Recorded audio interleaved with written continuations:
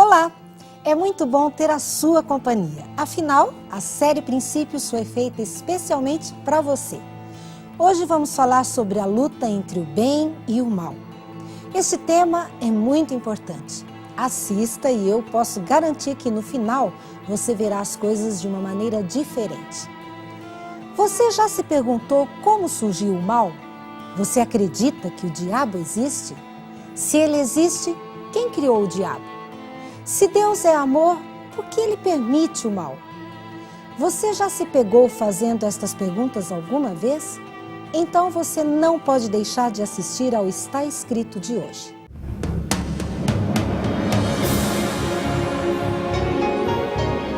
Ele permaneceu através dos tempos.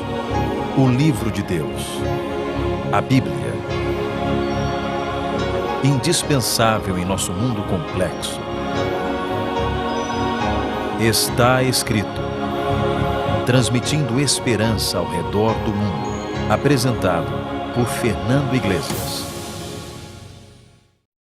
Você acredita que existem poderes espirituais do bem e do mal e que eles travam uma luta cósmica, uma guerra além das fronteiras racionais e materiais nas quais nós vivemos? Bem, quer você acredite ou não, esse assunto está na cabeça de todo mundo o tempo todo. Não dá para negar que esse conceito faz parte da formação de caráter de cada ser humano. Dos 10 filmes de maior bilheteria de Hollywood de todos os tempos, 8 têm como assunto a luta do bem contra o mal. Titanic, 600 milhões de dólares. Guerra nas Estrelas, 461 milhões de dólares. Shrek 2, 436 milhões de dólares. ET, o extraterrestre, 435 milhões de dólares. Guerra nas Estrelas, episódio 1, a ameaça fantasma, 431 milhões de dólares. Piratas do Caribe, o baú da morte, 418 milhões de dólares. Homem-Aranha, 403 milhões de dólares. Guerra nas Estrelas, episódio 3, a vingança do Sith, 380 milhões de dólares. O Senhor dos Anéis, o retorno do rei, 377 milhões de dólares. Homem-Aranha 2, 373 milhões de dólares. Por que uma crença estaria assim tão enraizada em culturas, religiões tão diferentes, se isso não fosse verdade? Veja essa declaração da escritora Simone Weil. No fundo do coração de todo ser humano, desde a mais tenra infância até a sepultura, existe algo que, a despeito de todas as experiências de crimes cometidos, sofridos e testemunhados, conta de modo indomável que o bem e não o mal vingará. É isso, acima de tudo, que é sagrado em cada ser humano.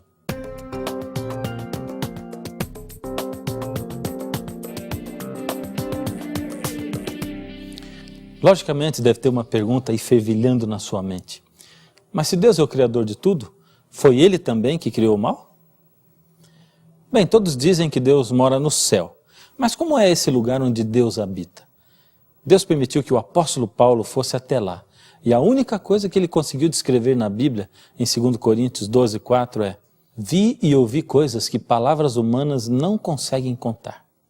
Mas na própria Bíblia nós encontramos uma descrição feita pelo profeta Ezequiel, que viveu em 539 a.C.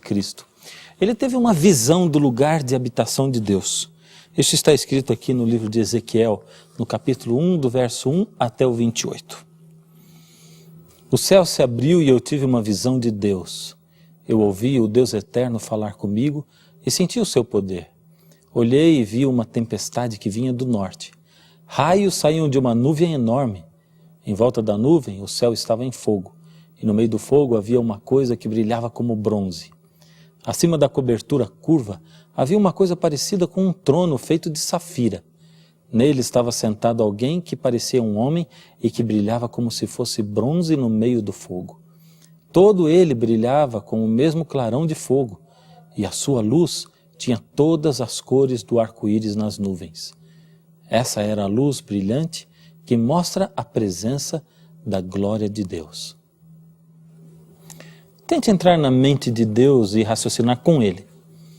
Tente apenas por alguns segundos pensar do jeito que Deus pensava antes de criar qualquer coisa que existe hoje. Em primeiro lugar, a Bíblia declara que Deus é amor.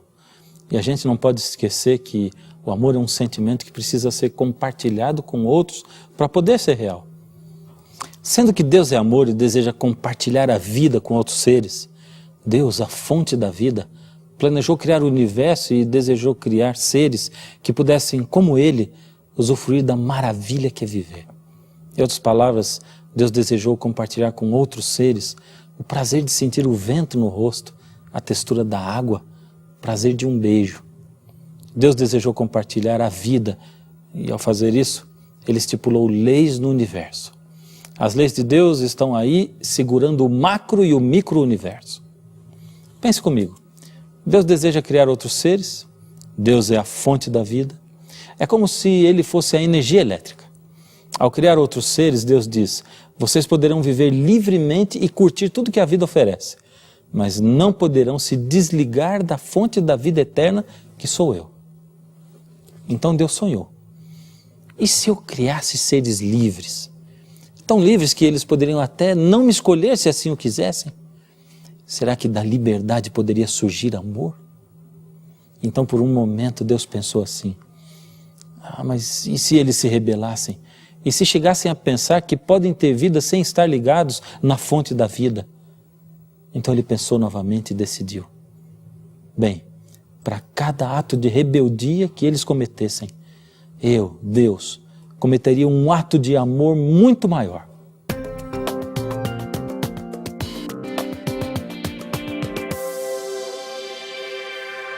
Nós não fomos os primeiros seres criados por Deus. Deus criou primeiro os anjos, para viverem junto dele. Eles são citados na Bíblia 292 vezes, e só no Apocalipse 70 vezes. Veja esse texto de Apocalipse, capítulo 5, verso 11. Olhei outra vez e vi muitos anjos, milhões e milhões deles. Estavam em pé em volta do trono, dos 4 seres vivos e dos líderes, e cantavam com voz forte. Você já deve ter percebido que hoje se fala muito em anjos. Escrevem-se livros a respeito deles, existe muita especulação e muitas pessoas facilmente escrevem qualquer coisa nos livros. Esses livros se tornam best-sellers e muitos acabam crendo em teorias meramente humanas. Mas através da Bíblia, Deus nos revela a verdade a respeito dos anjos. A Bíblia diz que Deus criou milhares deles para viverem ao seu lado, gozando da sua companhia. Todo o universo existia em perfeita harmonia e amor, em perfeita união e liberdade. Liberdade é a palavra-chave para a criação de Deus. Só um Deus de amor, como é Deus, poderia criar seres totalmente livres. Deus não queria seres que fossem robôs, ou que não tivessem outra saída ou escolha, a não ser serem fiéis a Ele. Hoje, a humanidade está salvaguardada por um instrumento que nós chamamos de direitos humanos e que protege as pessoas para que elas tenham o seu direito de decidir e exercer a sua vontade na escolha daquilo que apraz a elas. Mesmo que a gente não perceba, os direitos humanos têm a sua raiz em leis que Deus estabeleceu para o universo e que nós poderíamos chamar de direitos universais ou direitos cósmicos, que seriam os direitos ou as prerrogativas dos anjos e de todos os seres inteligentes criados por Deus, que povoam não somente a Terra, mas muitos outros planetas do universo. E no meio de todo esse clima de amor e de liberdade criados por Deus, a Bíblia revela a história de um anjo rebelde chamado Lúcifer. Está em Ezequiel, no capítulo 28. Do verso 12 até o verso 15. Você era um exemplo de perfeição, como era sábio e simpático. Você vivia no Éden, o jardim de Deus, usava pedras preciosas de todo tipo. Você tinha joias de ouro que foram feitas para você no dia em que foi criado. Dentre os milhões de anjos que Deus criou, havia um que era especial. Ele era muito sábio, dedicado, muito bondoso, um anjo de grande luz. Por causa de sua grande luz, seu nome era Lúcifer, que quer dizer portador de luz. Lúcifer era um querubim de Deus. Era ele que, dentre todos os anjos, estava mais próximo do seu Criador. Seu rosto transparecia felicidade, sua inteligência e majestade destacavam o seu porte nobre de todos os outros anjos. Só Deus o Pai, Jesus, que na Bíblia também é chamado de Arcanjo Miguel, e o Espírito Santo possuíam glória maior que a de Lúcifer. Por servir assim tão próximo a Deus, uma luz especial resplandecia do seu rosto e brilhava ao redor dele. Era uma luz mais viva e bonita que a de qualquer outro anjo criado por Deus. Sua beleza, o seu poder, a sua glória e majestade eram reflexos diretos da glória, poder e majestade do Senhor.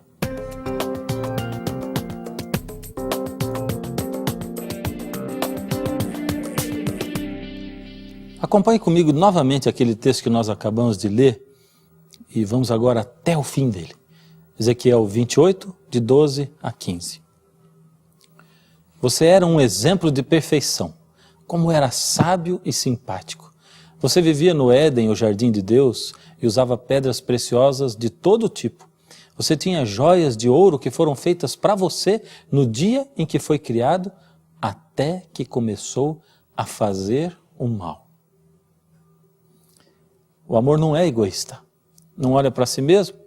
Jesus, sendo Deus, exerceu o amor pleno e achegou-se aos anjos.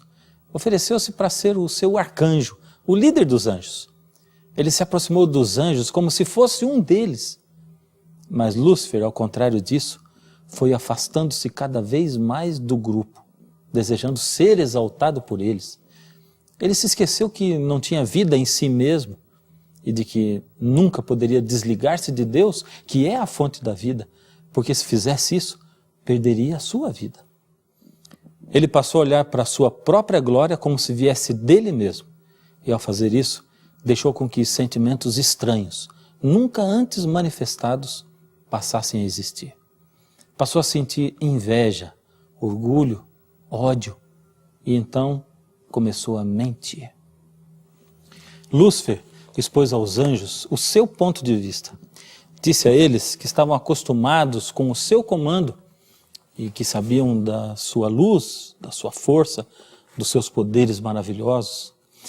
Mentiu para eles dizendo que Deus era um tirano e que eles não tinham liberdade de escolha, que eram escravos de Deus e que a única maneira de se libertarem de verdade seria rebelando-se e mostrando a Deus que eles estavam insatisfeitos. Lúcifer já não conseguia mais reconhecer a maravilha que era viver e poder usufruir tantas coisas maravilhosas em um mundo perfeito como era aquele. Mas Deus é amor e já havia decidido cometer antes atos de amor ainda maiores para cada ato de rebeldia que fosse cometido pelos seres que ele criou. Por isso Jesus se achegou a Lúcifer e aos anjos que simpatizavam com ele, apelou a eles para que desistissem dos seus planos de separação. Lembrou a eles de que só Deus, por seu poder, era a fonte da vida. Lúcifer não tinha vida em si mesmo. Seria impossível viver estando desligado da fonte da vida, que era Deus. Seria consequência natural a sua morte e a morte daqueles com quem estivesse Lúcifer. Esta era a lei de Deus, a lei da vida. E ninguém poderia se contrapor a esta lei tão natural. Muitos anjos, simpatizantes de Lúcifer, atenderam ao apelo de Jesus e voltaram atrás, arrependendo-se daquilo que haviam pensado e feito. Lúcifer então declarou aos anjos que Deus nunca mais daria outra chance a eles, pois aqueles que ficaram com ele até ali já tinham ido longe demais. Muitos apelos tinham sido feitos. Deus havia dado todos os passos, todas as chances. Ele havia mostrado todas as más consequências do que eles estavam fazendo. Agora, finalmente, depois de tudo, Deus precisaria agir com firmeza. Se ele não fizesse isso, outros anjos cairiam novamente e poderiam morrer.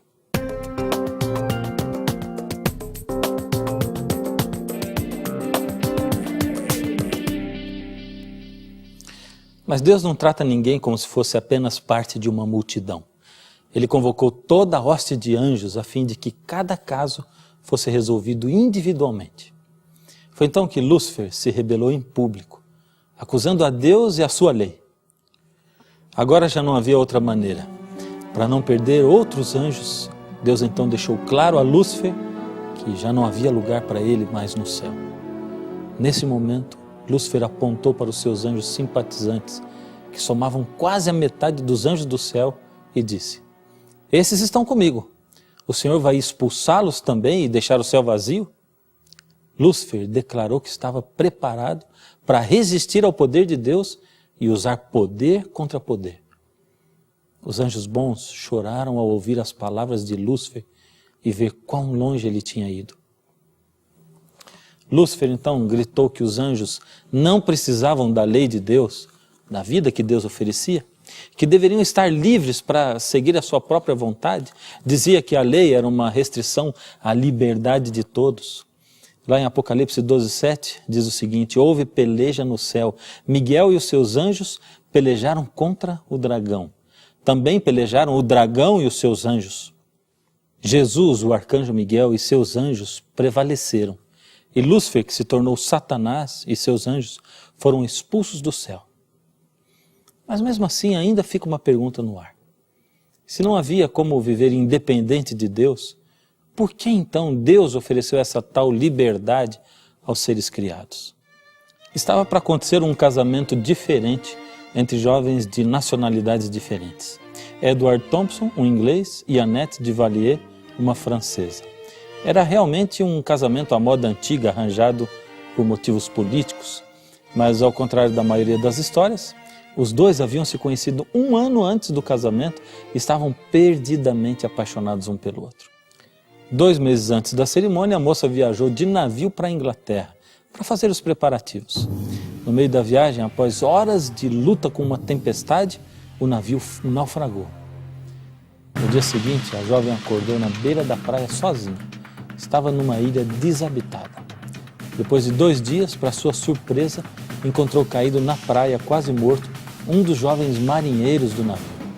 Ela cuidou do rapaz para que ele sarasse, e ele, com sua experiência, construiu cabanas, conseguiu alimentos e armas improvisados para sua proteção.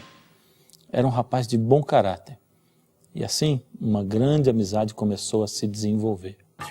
Todos os dias, eles ficavam prontinhos para ir embora, porque eles esperavam que um navio iria buscá-los. Mas ali naquela convivência do dia a dia, ele se apaixonou por ela e passou a amá-la de verdade.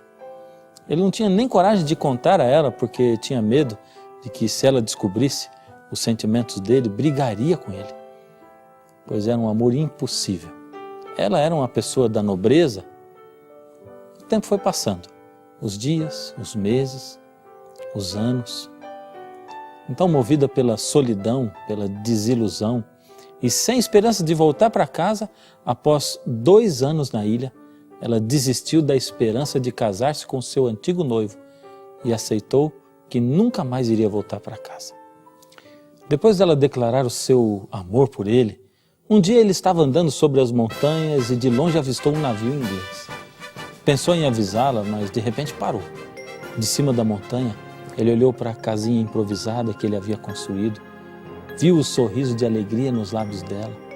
Por uns momentos ele sentiu que a felicidade dele não estava mais em voltar para casa, mas em ter a companhia dela para sempre. Ele a amava de todo o coração, de toda a sua alma, com todas as suas forças. E se ele não falasse nada? Afinal, ela nunca saberia. Mas de repente, a consciência dele começou a incomodar. Como desfrutar daquele amor, sabendo que ele a havia enganado e impedido que ela fizesse a coisa que ela mais desejava na vida, que era voltar para casa? Como ele podia ter certeza daquele amor, daquela felicidade, se ela não tinha outra escolha a não ser ficar com ele? Ela só estava com ele porque não havia outra saída. Deu um grito, chamaram o navio e foram resgatados. O noivo, lá na Inglaterra, ainda estava esperando por ela.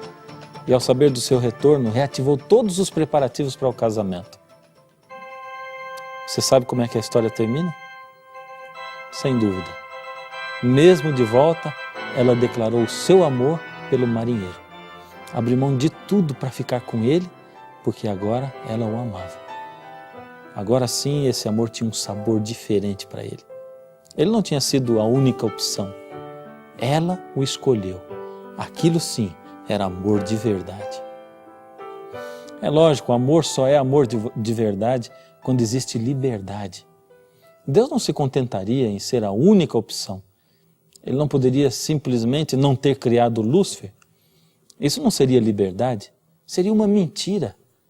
Deus não queria ser escolhido apenas por ser a única opção. Deus é amor e precisava de um relacionamento de amor com seus filhos.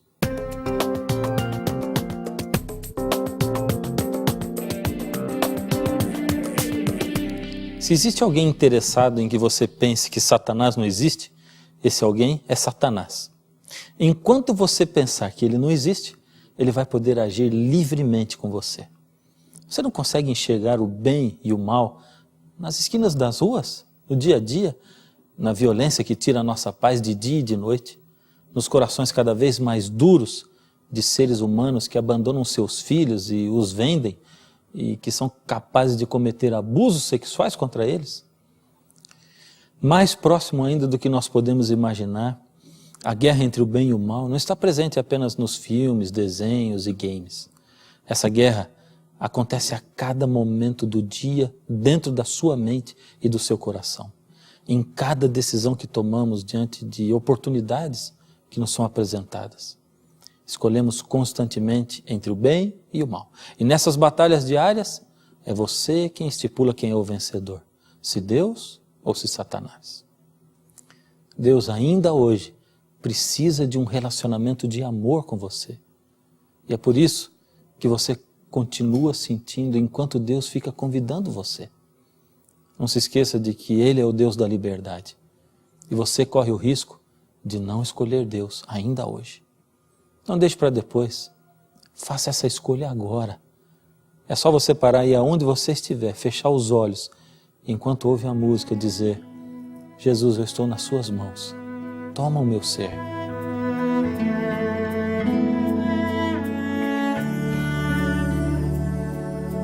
Preciso me entregar, Senhor. Preciso a Ti me entregar. Preciso ouvir Tua voz a me falar.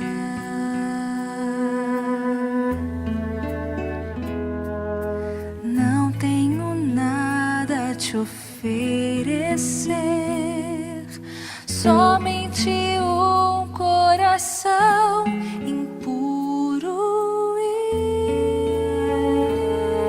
pecador. Mas aqui estou, me aceita, Senhor.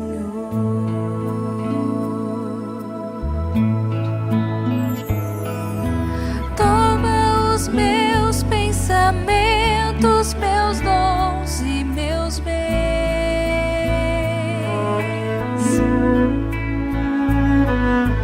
Toma o meu coração e tudo que ele tem.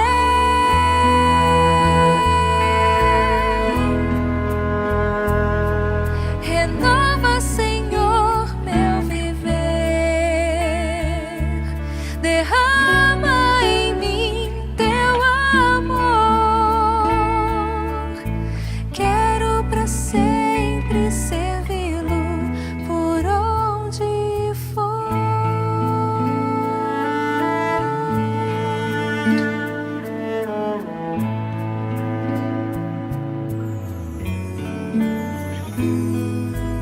Preciso me entregar, Senhor. Preciso a Ti me entregar. Preciso ouvir Tua voz a me falar.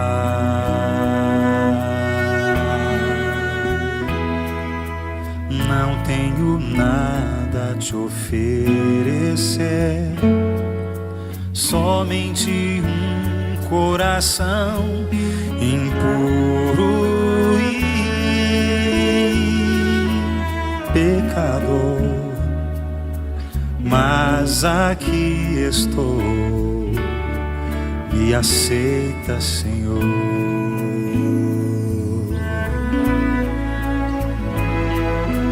Toma os meus pensamentos, meus dons e meus bens.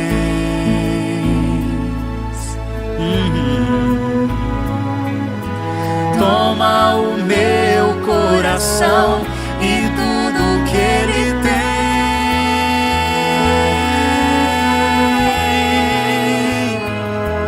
Renova, Senhor, meu viver.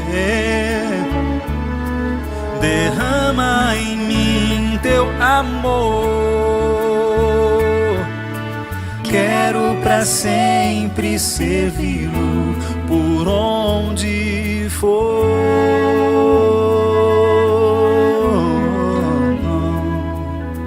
Quero pra sempre servi-lo por onde for.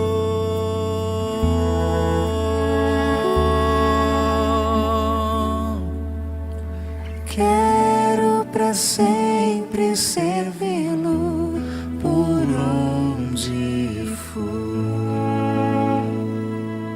O grande conflito que começou no céu foi transferido para a terra e agora está sendo travado dentro do seu coração. Mas como vencer o inimigo que é muito mais astuto do que você? A resposta é simples: fazer imediatamente uma aliança com quem é muito mais forte do que o nosso inimigo. Você não quer nesse momento entregar o seu coração a Deus e pedir para Ele permanecer aí dentro? Então feche os olhos comigo e vamos orar juntos nesse momento. Senhor Deus, obrigado porque o Senhor é o nosso Pai e porque acima do que qualquer força do mal, o Senhor é tão poderoso e tão maravilhoso. Nós podemos nos esconder debaixo das suas asas, nós podemos nos esconder no seu abraço, podemos nos esconder no que diz a sua palavra e o inimigo não terá alcance sobre nós.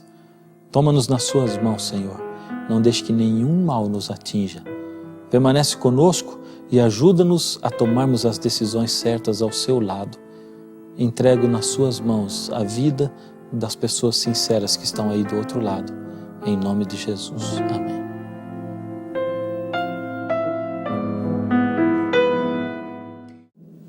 E então, gostou do programa de hoje? É bom saber que no final, o bem triunfará sobre o mal. Se você quer saber mais sobre esta história, peça a revista Princípios, que é totalmente grátis para você. São 23 temas variados e super interessantes sobre a Bíblia, com o objetivo de fazer você entender melhor este livro tão maravilhoso. Faça contato conosco. Você pode telefonar, mandar um e-mail ou escrever uma carta, como preferir. E se precisar, nós temos à sua disposição o plantão de dúvidas está escrito. Estamos esperando por você. Você sabe mais do que ninguém a importância que é estarmos do lado de Deus. Por isso eu vou ficar aqui, esperando por você até o próximo programa. E até lá não se esqueça, está escrito: nem só de pão viverá o homem, mas de toda palavra que sai da boca de Deus. Toma os meus pensamentos, meus dons e meus bens.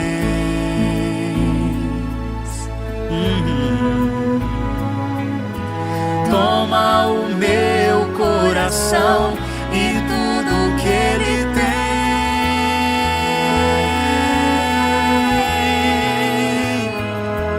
Renova, Senhor, meu viver. Derrama em mim teu amor. Quero pra sempre servi-lo por onde for.